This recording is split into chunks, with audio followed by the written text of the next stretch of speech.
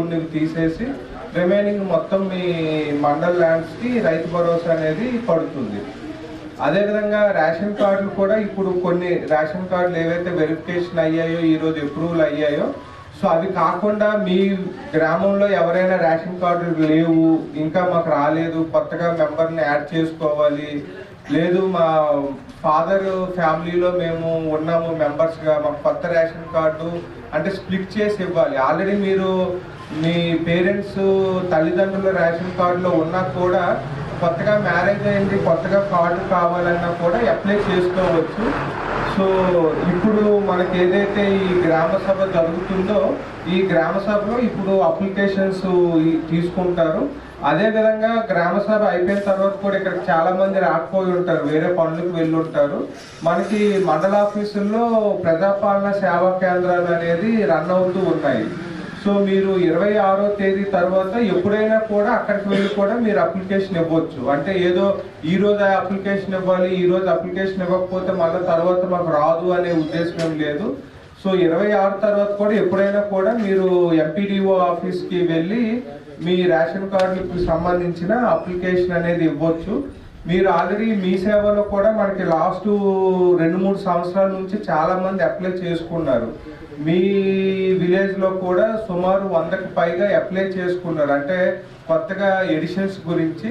So అవి కూడా మనకి 26వ తేదీ తర్వాత అవి కూడా ఎంక్వైరీ చేసి వాళ్ళకి కూడా జెన్యూనిటీ ప్రకారంగా వాళ్ళ పేర్లు కూడా రేషన్ కార్డులో యాడ్ చేయబడతాయి. సో కాబట్టి అంటే ఈ రోజే ఇవ్వాలి అనేది ఏం లేదు, ఎప్పుడైనా కూడా మీరు ఎంపీడీఓ ఆఫీస్కి వెళ్ళి ఇవ్వచ్చు. అదేవిధంగా మనకి ఇందిరమ్మ ఆత్మీయ భరోసా ఏమంటే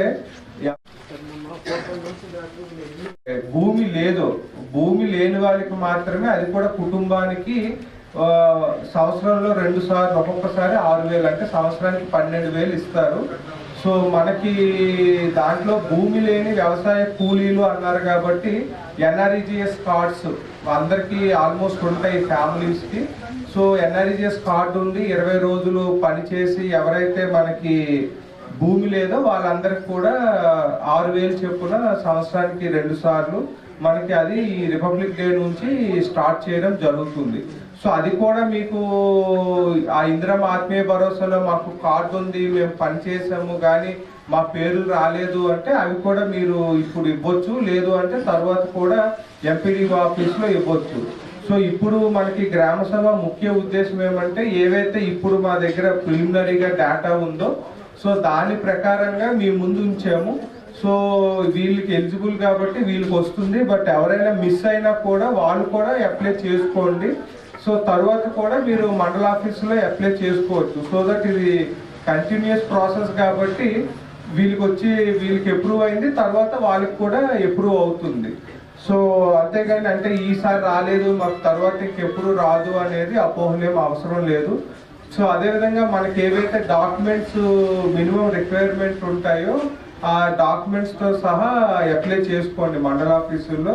ఇప్పుడు మనకి పంచాయత్ సెక్రటరీ గారు, అగ్రికల్చర్ ఆఫీసరు, రెవెన్యూ సిబ్బంది అందరూ ఉన్నారు కాబట్టి మీకు ఏవైతే స్కీమ్కి సంబంధించిన అంటే మీకు ఇష్యూస్ కానీ అప్లికేషన్స్ కానీ ఏమైనా ఉంటే ఇక్కడ మీరు రాసి ఇవ్వచ్చు. తర్వాత కూడా మీరు మండల ఆఫీస్లో కూడా ఇచ్చే ఫెసిలిటీ ఉంటుంది. ఇది కంటిన్యూస్గా జరుగుతూనే ఉంటుంది. అంటే 26 తర్వాత మళ్ళీ ఎప్పుడు క్లోజ్ అవుతుంది అనేది కాదు. మీరు జనవరి 26 తర్వాత జనవరిలో ఇవ్వచ్చు, ఫిబ్రవరిలో ఇవ్వచ్చు, మార్చిలో ఇవ్వచ్చు. మీరు ఎప్పుడు ఇస్తే అప్పుడు దాన్ని ఎంక్వైరీ చేసి ఎలిజిబిలిటీ ఉంటే దాన్ని మనకి ఆన్లైన్లో అప్రూవల్ చేయడం జరుగుతుంది.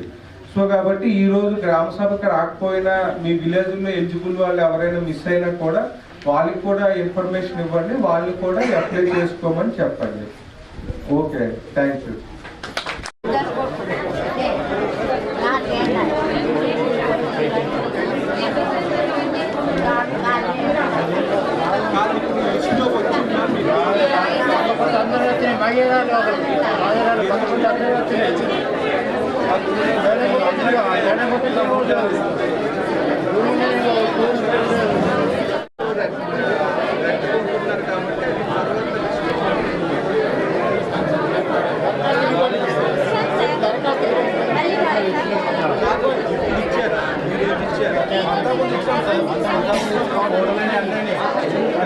అంటే ఇప్పుడు కాలేజ్ కాబట్టి